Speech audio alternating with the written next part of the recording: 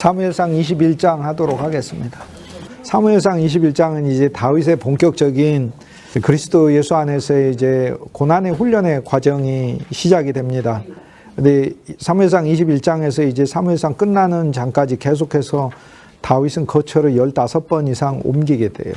그래서 그 환경들이 어떨 땐 광야로 갔다, 도시로 갔다, 또 어떨 땐 동굴로 갔다, 높은 요새로 갔다, 또 깊은 골짜기로 갔다. 하나님께서 그의 인생을 그렇게 계속해서 옮기셔요. 이것은 우리의 인생에 어떠한 환경에 있든지 간에 주 예수 그리스도께서 우리의 사명이 반드시 수행되도록 우리를 진보시키시는 그 과정으로 하나님의 말씀을 우리에게 알려주고 있습니다. 사무엘상 19장에서는 드라빔이 우리가 보았던 항목이었잖아요.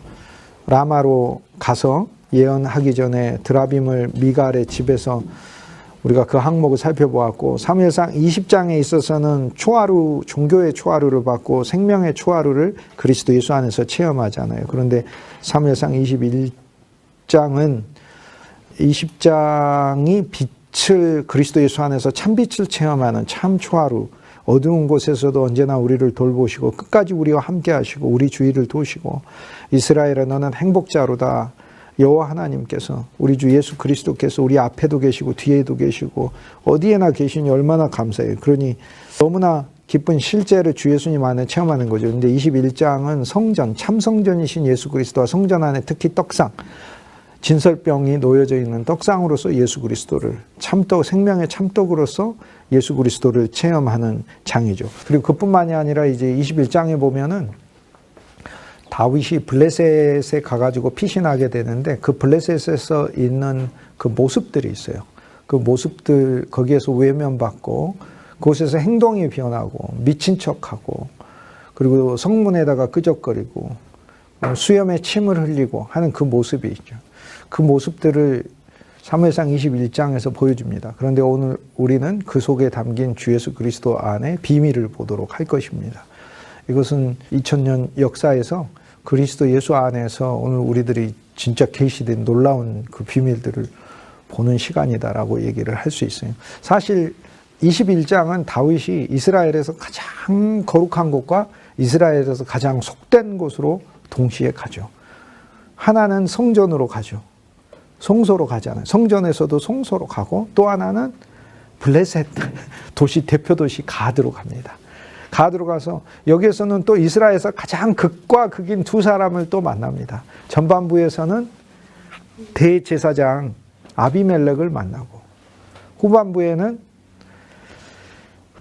블레셋의 왕 아기스를 만납니다. 그러니까 가장 극과 극입니다. 장소도 가장 이스라엘의 거룩한 성전, 노베에 있는 성전으로 가고, 노비라는 말 자체가 높은 장소라는 곳이거든요.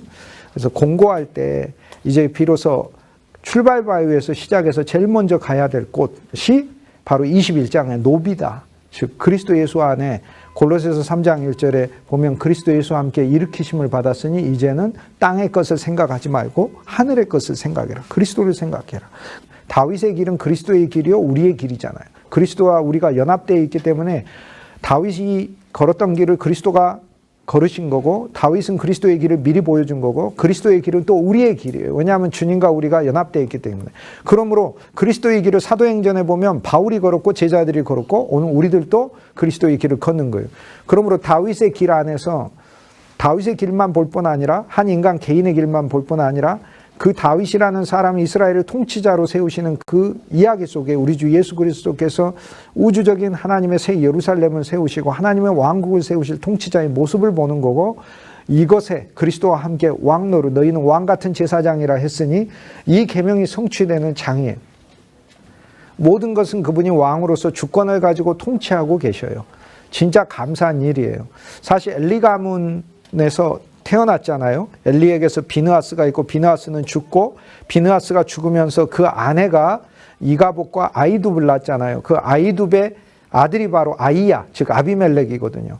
그래서 엘리의 손자인 것이고, 엘리의 증손자인 것이고, 엘리가 하면 하나님이 저주하신 것 같지만 아비멜렉을 하나님께서 대제사장으로 세우고 있는 것을 보여주고 있죠. 다윗이 성전에 가서 이 대제사장을 만난 이야기는 왕 대신 우리 주 예수 그리스도께서 그 왕권을 비로소 전제하시고 그 다음 대제사장직을 수행하시는 것을 오늘 우리들에게 그 대제사장 직책으로 오시는 것을 보여주고 있습니다. 그런데 이 대제사장 직책으로 오시는 분이 가지신 엄청난 은혜가 아비멜렉이 다윗에게 양식을 주었던 것처럼 그리스도 예수는 오늘 우리들에게 생명의 떡을 주러 오시는 분이시고 대제사장의 수염에 시편 133편에 보면은 형제가 연합하여 동거함이 어찌 그리 아름다운고 1절은 그렇죠. 형제가 연합하여 그리스도와 예수가 우리가 동거하고 믿음의 형제 자매들이 서로 동거함이 얼마나 하나님의 교회와 하나님의 조직과 하나님의 가정과 하나님의 일터가 있는 거 어찌 그리 아름다운고.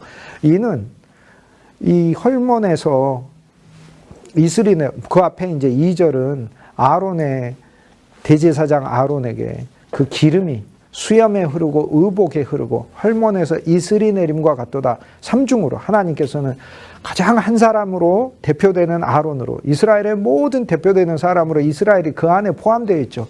왜냐하면 그가 가슴에 흉패에 차고 있는 모든 것에 이스라엘의 이름들이 있으니까. 즉 하나님이 보실 때는 아론 속에서 이스라엘 전체를 보시고 예수 그리스도를 보시고 그에게 하나님께서 은혜를 베푸셔서 아론의 머리에서부터 수염까지 기름이 흘러내리는 이것은 하나님의 은혜가 흘러내리는 그런 존재인 거죠.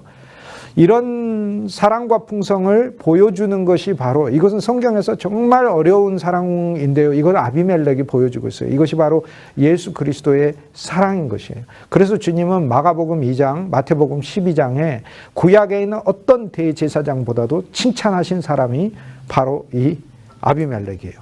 그의 아들 아비아달은 다윗 왕 시대 때 대제사장이 돼요. 영광스러운 직임을 맡습니다.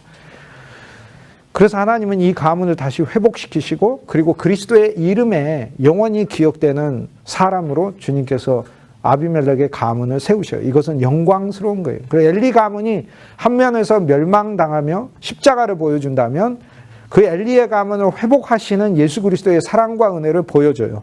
그래서 엘리의 증손자인 아비멜렉이 엘리에게서 비느하스가 낳고 비느하스에게서 아이둡이 낳고 아이둡이 아이야를 기르거든요. 이 아이야는 이가봇의 아들이죠. 이가봇의 아들이 되는데 사실상 아이둡의 아들이라고 성경이 말을 하고 있으니 사무엘상 12장인가 나올 거예요. 그런데 그 형제 아이둡은 죽고 일찍 죽었고 그 아이둡이 낳았던 아이야를 이가봇이 길렀다는 것을 그 말씀 속에서 보여줘요. 왜냐하면 그 형제 아이둡의 자녀라고 이야기를 하고 있는 것을 우리가 읽어낼 수가 있어요. 그래서 이가봇 하나님의 영광이 떠났다 했지만은 그 하나님의 영광은 그리스도를 위한 사역으로 언제든지 되찾아진다는 것을 성경 말씀이 보여주고 있는 거예요. 그것이 바로 아비멜렉의 사역인 거예요. 아비멜렉의 사역에서 배고픈 자는 누구에게 와야 되는 거예요? 배고픈 자는 성막으로 와야 하는 거예요. 성막으로 와서 자기가 대제사장이면서 제사장들만 먹을 수 있는 떡을 배고픈 자에게 내어준 거죠.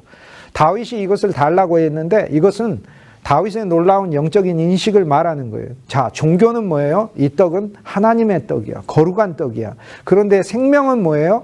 이 떡이 대체 왜 있는가를 보는 것이 생명이에요. 하나님은 성소 안에 왜 떡 12덩어리를 두라고 하셨을까요? 그리고 이 12덩어리가 왜 거룩하다고 하셨을까요? 예수님이 이 12덩어리를 뭐라고 부르셨죠? 나중에 요한복음 6장에 생명의 떡이라고 불렀어요. 하나님이 성소를 짓고 이 성소에 떡을 두신 것은 그 떡을 우리한테 자랑하려고 그런 게 아니에요. 우리는 어렸을 때 어떤 집이 잘 살면 가난한 친구가 그 집에 놀러 가면 너무 부럽지 않아. 야, 니네 집에 이런 것도 있니? 그럼 막 신나가지고 나는 전을 보지도 못하는 장난감도 꺼내서 보여주고 뭐 별의별 거 다 보여준단 말이에요. 근데 너무 신나잖아요. 그런데 하나님은 우리 인간들에게, 우리 속되고 죄된 인간들에게 야, 나의 집은 엄청난 게 많아. 그래 와서 봐라고 이렇게 보여주는 그것을 위해서 떡을 마련한 게 아니고 누구든지 배고픈 자는 내 집에 오면 풍성한 먹을 것이 있단다를 알려주시기 위해서 한 거예요. 그래서 제사장들이 떡을 구우라 그러고 이 떡을 제사장들이 먹으라고 그렇게 한 거예요. 그래서 이 떡의 사실상의 본질은 온 인류가 먹어야 될 생명의 떡이신 예수 그리스도를 알려주는 것이고 배고픈 자를 먹이시는 하늘의 떡으로 먹이시는 예수 그리스도의 사랑을 나타내요. 이 본질을 본 사람이 바로 두 사람인 거예요. 하나가 아비멜렉이고 하나가 다윗인 거예요. 그렇기 때문에 이 떡의 진짜 본질은 그냥 하나님 앞에 종교적으로 바쳐지는 게 그게 목적이 아니고 진짜 배고픈 자에게 먹여지기 위해서 하나님은 당신의 풍성을 위해서 성막을 마련하시고 성막은 그분만의 집이 아니에요. 성막이라고 했을 땐 그분의 집이지만 장막이라고 했을 때는 그분과 우리가 함께 사는 집이에요. 중간에 뭐가 있는 거예요? 단어가 회막이 있는 거예요. 같은 장소인데 이름이 3개 있잖아요. 성막으로 지어졌고 이것은 회막이고 만날 회, 모일 회. 하나님과 우리가 만나는 장소의 막이에요. 그래서 같이 사는 집이에요. 나중에는 장막이에요. 그분의 집이고 누구의 집이에요? 우리의 집인 거예요. 우리의 집. 그곳에 빵이 있다는 것은 배고픈 자는 누구든지 내게 와서 먹으라라고 하는 말씀인 거예요.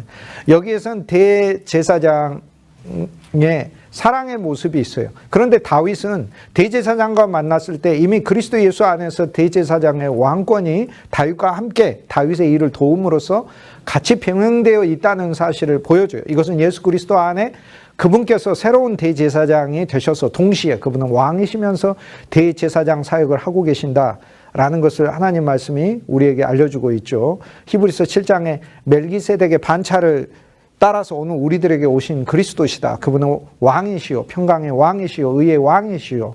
그분은 대제사장이시다. 무궁한 생명의 능력을 따라 대제사장 되신 분이시다라는 걸 보여주고 있죠. 사무엘상 21장에 대해서는 이제 저희가 다음 시간에 또 깊게 볼 건데요. 사무엘상 21장의 모든 항목들이 이제 봐야 될 항목들이 너무나 많아요. 어마어마하게 많아요. 20장 못지 않아요. 20장 못지 않아요. 그 비밀도 20장 못지 않아요. 그리스도는 오늘 우리들에게 생명의 양식이다. 그분 자신이 또 생명의 떡을 가지고 누구에게 줬어요? 다윗이 자기하고 함께 따르는 종들에게 주었듯 오늘 우리들에게 주님께서 참 다윗으로 오셔서 생명의 떡을 하늘의 송소에서 꺼내서 우리에게 주시는 분이시다라는 걸 얘기해요. 다윗이 바로 이전까지는요, 사울과 요나단과 함께 있었어요. 군 가까이 있었어요. 출발 바위에서 기다리고 있었어요. 그런데 비로소 출발 바위에서 출발했어요. 이제 21장부터는 앞으로 15개 장소들이 계속 펼쳐지며 다윗 앞에 또 수없는 죽음의 위기와 또 수많은 별의별 종류의 사람들을 다 만나요. 그런데 오늘 하나님의 말씀 우리에게 가장 먼저 알려주는 것은 그리스도를 생명의 떡으로 먹어야 된다는 사실을 보여주는 거예요. 그리스도를 먹으라. 그 종교 생활을 하기 위해서 가는 게 아니에요. 말씀을 양식으로 먹고 그리스도를 생명의 떡으로 먹으라는 거예요. 하늘에서 내리는 산 떡이에요. 믿음으로 그리스도 예수가 우리 속사람의 양식이 되고 진짜 먹어야 돼요. 먹는 거하고 믿는 것이 차이 있어요. 믿는 건 마음의 문제예요. 요한복음 5장이에요. 먹는 것은 요한복음 6장의 일이에요. 이것은 먹는 것이 이게 처음에는 저는 구분이 안 갔어요. 주여 이것이 무슨 차이가 있습니까 했더니 믿는 것은 내 정신과 영의 문제지만 먹는 것은 체질의 문제더라고요. 나를 바꾸더라고요. 그리스도를 먹어야 돼요. 분노의 체질이 바뀌고 싶으면 그리스도를 먹어야 돼요. 부정한 우리의 모든 존재가 바뀌고 싶으면 그리스도를 먹어야 돼요. 먹는 것밖에 없어요. 그리스도는 두 군데, 다윗이 두 군데 가듯이 두 군데로 가요. 그곳에 거룩한 성소가 있어서 거룩한 성소에서 대제사장을 말라 생명의 떡을 가지고 형제들에게 줘요. 또 한 면에서 우리 주 예수 그리스도는 블레셋 같은 우리들에게 오는 거예요. 그런데 블레셋에 가기 전에 성소를 들리는 거예요. 이것은 무엇을 보여줘요?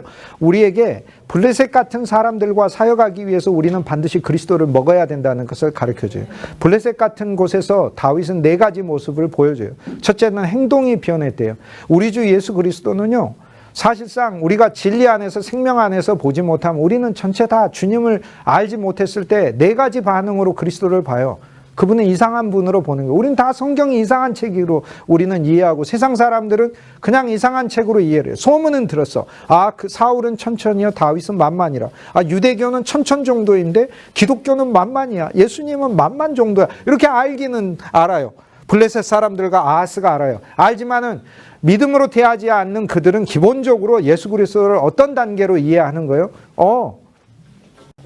예수님은 그들에게 있어서 행동이 바뀌신 분이에요. 그런데 여기에 복음의 비밀이 있어요. 구약에서는 뭐 하셨어? 하늘에 계시면서 올라오라고 했어. 어떻게 올라와? 거룩하고 높은 율법을 주고 올라오라고 했어. 못 올라간다고. 마음을 다하고 목숨을 다하고 뜻을 다하고 정성을 다해 여호와를 사랑하라고 했어. 어떻게 마음을 다해? 어떻게 목숨을 다해? 목숨을 다하면 지금 없어야지. 지금 없어야지. 이 계명은 성취할 수 없는 계명이에요. 하나님은 올라오라고 했어요. 못 올라와. 믿으라고 했어. 안 믿어. 계명을 지키라고 했어. 안 지켜. 다 실패. 그래서 어떻게 하셨어요? 그리스도는 행동을 바꾸셨어요. 그분이 내려오셨어. 그래서 로마서 10장에 뭐라고 했어요? 누가 그리스도를 하늘에 찾으러 올라가겠느냐? 누가 그리스도를 일으키려 부활을 경험하러 누가 스스로 음부에 가서 부활의 그리스도를 자기가 일으키겠느냐? 아니에요. 그분이 하늘에서 내려오셨고 그분이 음부로 내려가셔서 음부를 부수고 우리를 끌어올리셨다는 거예요. 그분은 행동을 바꿨어요. 사랑의 구주로 먼저 왔어요. 니들이 안 오니까 내가 온다라고 온 거예요. 그래서 우리에게 뭐라고 말씀하셔요? 너희가 나를 택한 것이 아니요 내가 너희를 택했다고 얘기를 한 거예요. 우리가 스스로 죽게 온 것 같지만 그렇지 않아요. 그분이 행동을 바꿔서 우리에게 왔어요. 그분은 구약 안에서 분노의 하나님 같았어요. 불을 내려서 당장 삼켜버리는 분 같았어요. 그런데 그분은 이 땅에 오셔서 30년간 평범한 사람으로 우리 환경 속에서 살고 계시고 그분은 얼굴을 바꾸셨어요. 그분은 태도도 바꾸셨어요. 그분은 우리의 판단도 바꾸고 그래 니들이 못하니까 내가 온 거다. 니들이 나를 사랑하지 않으니까 내가 사랑을 부으리라. 여기에서 행동을 바꿨다는 행동만 가리키는 거야. 그분의 판단과 이해와 히브리어 원어는 맛을 바꿨다는 말이에요. 그런데 그것만 한 게 아니에요. 미친 채 했어요. 미친 채 하다. 주님의 복음은 그들에게는 미친 이야기로 보이는 거죠. 예수 그리스도의 복음은 헬라인들에게는 어리석은 것이요 유대인들에게는 거치는 것이요 상종 못할 것이요. 그러나 믿는 우리들에게는 십자가의 예수 그리스도가 하나님의 능력이 됨이고 하나님의 지혜가 되는 것이잖아요. 그래서 오늘날 우리들이 전에 그랬어요. 예수 그리스도는 그러한 모습으로 이 세상에 오실 것을 보여주는 거예요. 세상 사람들이 이해하는 방식이 아니야. 사실 율법만 하더라도 세상 방식이 어느 정도 이해할 수 있어. 뭐 함무라비 법전하고 좀 비슷한 법도 있는 것 같고 율법만 봐도 하나님이 우리에게 요구하시는 지극히 거룩한 어떤 법이 있는 것 같다 이렇게 돼 있는데 살아있는 생명의 법 자체이신 예수 그리스도가 오셔서 이 땅 안에서 하신 일들은 사람이 이해할 수 있는 수준이 아니라니까. 그러니까 헬라가 봐도 미친 것이고 유대가 봐도 거치는 것이야. 포함 못할 것이야. 이것은 유대의 옛 장막 거룩한 성소에서도 포함 안 되고 생명의 떡을 가지고 나와서 사람들에게 나눠주는 사역인 것이야. 이거 생명의 떡은 제사장만 먹어야 되는데 근데 거기에도 또 깊은 의미가 있어요. 그리스도가 성전의 주인이시요 새떡이시요 떡상이시요 이 모든 것을 바꾸시는 능력 자체시라 제사장만 먹을 수 있으니 그분이 주는 떡을 먹는 자마다 제사장이 바로 되는 거예요. 왜냐하면 제사장만 먹을 수 있기 때문에 그러는 거예요. 너희가 마음과 목숨과 뜻을 다해 나를 사랑하라 했는데 지키지 못하니까 그분이 오셔서 이 법을 성취하시고 우리 안에 온전한 율법의 성취자로 우리 안에 오셔서 내가 하나님 앞에 다 갚았어. 나하고 너희는 새로 시작하는 거야. 나 주 예수의 이름을 의지하고 주 예수의 법을 하나하나씩 배워가. 그리하면 너희 안에 있는 사울도 너희 안에 있는 블레셋도 너희 안에 있는 애굽도 두로도 이 모든 아시리아도 바벨도 내가 다 무너뜨릴 거야. 그리고 너희를 통하여 그리스도의 새 예루살렘 왕국이 서게 할 거야 라는 거예요. 예수 그리스도의 생명의 도가 어떤 사람들에게는 미친 소리로 들리는 거예요. 그리스도가 진짜 우리 안에서 일하신다 그러면 어떤 사람들에게는 저게 미친 소리로 들리는 거예요. 왜? 블레셋 왕이니까. 내 육신과 기술과 지식으로 그게 왕 돼서 하고 있으니까 미친 소리로 들리는 거지요. 블레셋 사람들이나 블레셋 왕에게는.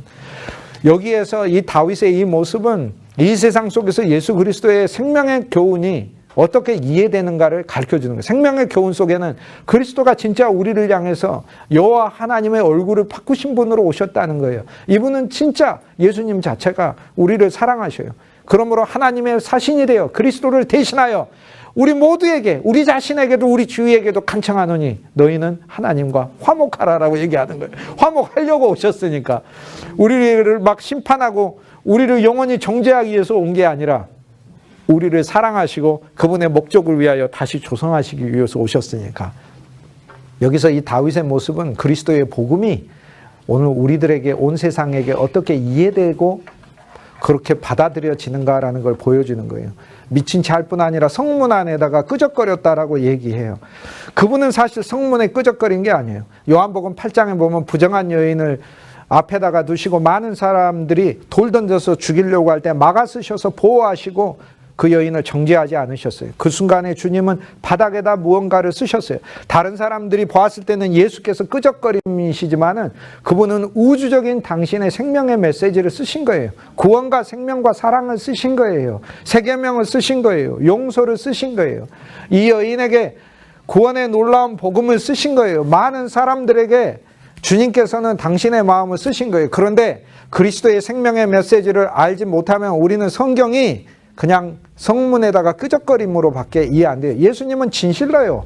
우리 인생의 마음의 문에 와서 두들겼어요. 그리고 당신이 내가 너를 사랑한다. 주의 음성을 내가 들으니 사랑하는 말일세라는 음성을 우리 인생에 계속해서 말씀하셨어요. 그런데 고집스러운 우리 인생은 성문에서 정신 나간 사람이 와서 성문에서 끄적거리는 거라고 생각했다 그 말이에요. 이게 그의 하나님의 기름 부음이 머리부터 수염을 타고 흘러 의복에서도 흐르고 헬몬에서 내리는 이슬처럼 만물을 하나님의 축복으로 적시게 하는 그 복이 대제사장이신 예수 그리스도와 그가 거닐고 있는 모든 영역 안에 나를 포함시켜서 그렇게 축복하시겠다고 말씀하시는데, 오늘 그분에게서 흘러내리는 놀라운 하나님의 은혜의 기름은 보지 못하고 다윗이 쏟아내는 하나님의 사랑의 언어가 시편의 모든 말씀이든 기도든지 간에 수염에서 침 흘리는 정도의 이야기밖에 안 들리는 거예요. 사실 그 침도 눈먼자를 고치는 침인 거예요. 요한복음 9장에. 오늘 사무엘상 20장에 나와 있는 블레셋 땅에서 다윗이 보여주는 네 가지 모습은 오늘 우리가 블레셋으로 있으면서 생명의 예수 그리스도의 교훈이 얼마나 경시되고 있는가를 알려주는 거예요. 그리고 거꾸로 우리는 진짜 그리스도 예수 안에서 우리 역시 주의 생명으로 가득하게 되면 이 미친 모습을 보일 수밖에 없어요. 사도행전에서 23장에 베스도 총독이 가이사라에 있는 바울이 갇혀 있을 때 뭐라고 얘기했어요? 바울아, 너의 많은 학문이 너를 미치게 하였도다 이러잖아요. 바울은 그들의 눈에 보았을 때 미친 사람이어서 계속 앞에 총독 앞에 베스도 앞에 펠릭스 앞에 계속해서 그리스도의 도를 이야기를 했지만 성문에 와서 그냥 끄적거리는, 자기의 마음의 문에 와서 끄적거리는 낙서 정도로만 하나님의 말씀을 생각했다고요. 아브라함의 이야기가 여러분과 내 심령에 그냥 끄적거리는 낙서 정도로만 생각한다고요. 하나님이 진짜로 내가 너와 함께하고 너를 축복하고 내가 너를 반드시 인도하고 내가 너를 통해 성취하리라 아무리 말씀을 이야기해도 내 그냥 마음 문에 그리스도가 오셔서 끄적거리는 미친 다윗 정도로만 생각하는 게 오늘날의 종교의 모습이다. 그 얘기를 하고 있는 거예요. 그리스도가 아무리 하나님의 기름을 가지고 그분의 수염처럼 우리 인생을 다 포함하고 알고 계시고 인생의 경륜을 알고 계시고 비밀을 알고 계신 분으로 오셔가지고 그 놀라운 풍성의 기름을 보여준다고 하더라도 우리는 그분이 말씀 많이 하셔서 침 흘리는 것으로밖에 얘기 안 하는 거라고. 보이지 않는 저의 수염에서 제가 하고 있는 이야기가 침 튀기는 이야기로밖에 생각 안 된다고요. 그러나 주님은 진실로 말씀하셨어요. 내가 문 밖에 서서 두드리노니 누구든지 내 음성을 듣고 그 문을 열면 내가 들어가 그와 더불어 먹고 마시리라라는 거예요. 예수 그리스도의 이 네 가지 모습이 있어요. 이게 블레셋으로서 우리가 가지고 있는 이 모습을 끝내시라는 거예요. 주님은.